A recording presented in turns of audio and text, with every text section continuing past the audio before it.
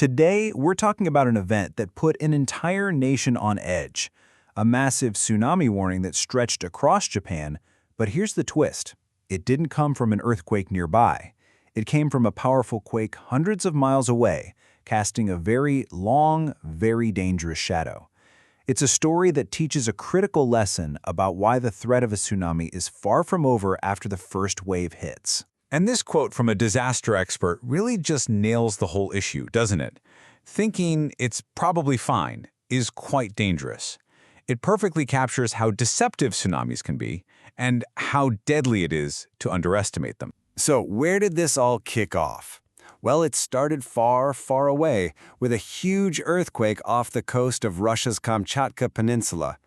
Even though the epicenter was distant, the sheer power of it was enough to send a ripple effect across the entire Pacific Ocean. And when I say power, I mean it. The quake registered a magnitude of 8.7. To put that in perspective, that's the strongest earthquake to hit that region in more than 70 years, going all the way back to 1952. A quake of this size can move a truly mind-boggling amount of water, creating a tsunami that can travel for thousands of miles. So this wasn't just some localized threat, oh no. The alert basically put the entire Pacific coast of Japan on notice. As you can see, a huge chunk of the coastline was under a full-on tsunami warning, with another massive portion under an advisory. We're talking areas from the northern island of Hokkaido all the way down to Okinawa in the south. The whole country was watching and waiting. Now, you'd think the first wave would be the biggest, right? And then they'd just get smaller. That seems logical. But with tsunamis, that's often completely wrong. So the big question is, why? Why can the later waves actually be much more dangerous than the first ones? Well, the answer comes down to two things: refraction and reflection. You have to stop thinking of a tsunami as just one simple wave. It's more like a massive surge of energy moving through the water.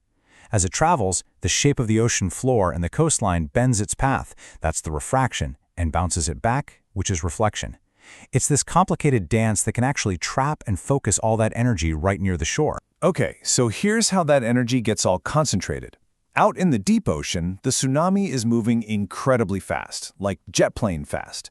But when it hits the shallower water near the coast, it has to slow down. That causes all the energy to compress, and the waves start to pile up on each other. They're bouncing off coastlines, bending around islands, and here's the most dangerous part. When those scattered, reflected waves happen to combine with new waves still coming in, they can suddenly stack up, creating a much, much bigger wave, hours after you thought the danger had passed. And look, this isn't just a theory, it's a hard lesson from history. After that massive 1952 Kamchatka earthquake, the biggest tsunami wave to hit Japan's Iwate prefecture arrived a full 9 hours after the quake. 9 hours. Knowing this, the Japan Meteorological Agency told everyone to stay on high alert for at least a whole day, because history proved that the greatest danger could still be hours away. So, how did all this science and history actually play out in the real world? Well, those warnings triggered a huge nationwide response that affected millions of people and basically brought daily life to a grinding halt in coastal areas. Just look at the scale of the shutdown. Transportation got slammed. Airports like Sendai had to close their runways, and major train lines stopped running. Think about daily life. Major convenience store chains like 7-Eleven, Family Mart, and Lawson closed about 800 stores combined. Even big industry was affected, with companies like Kirin shutting down breweries to make sure their employees were safe. But you know, data only tells you part of the story. What really drove this response was memory. This quote from an evacuee in Asahi City is just so powerful. During the Great East Japan earthquake, my house was flooded under the floor, so I'm taking action early. The scars from the 2011 disaster were fresh in everyone's mind, and it made people act fast. And that quick action led to a mass evacuation. We're talking orders for nearly 2 million people. Just try to picture it. Long, anxious waits in shelters, often in the heat. You had tourists who were suddenly stranded, unable to get home. And across 21 prefectures, you saw communities mobilizing to take care of everyone, especially the elderly and children, getting them to temporary safety. So, the nation waited. The warnings were out, people had moved to higher ground, but for hours the waves seemed, well, minor.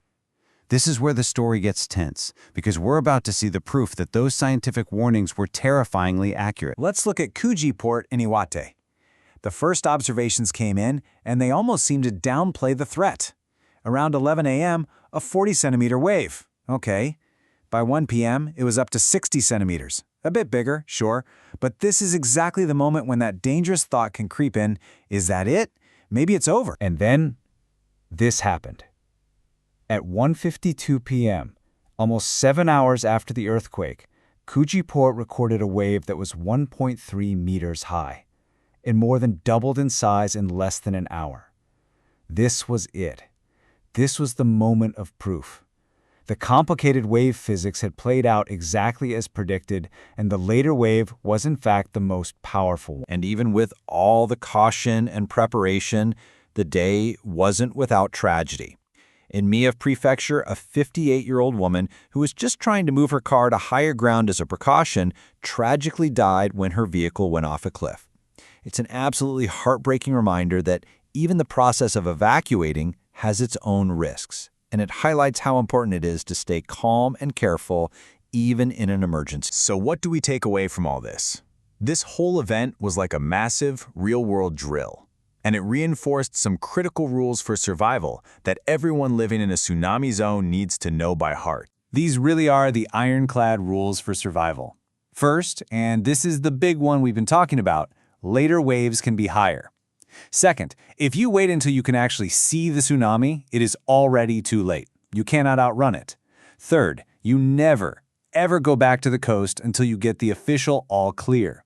Also, don't forget, if a tsunami hits during high tide, the danger gets amplified. And finally, never, ever underestimate the power of the water.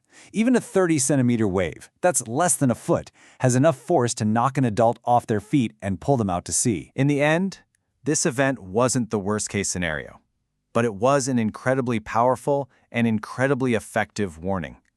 It forces us all to ask a very real question. When the next warning sounds, what will you do?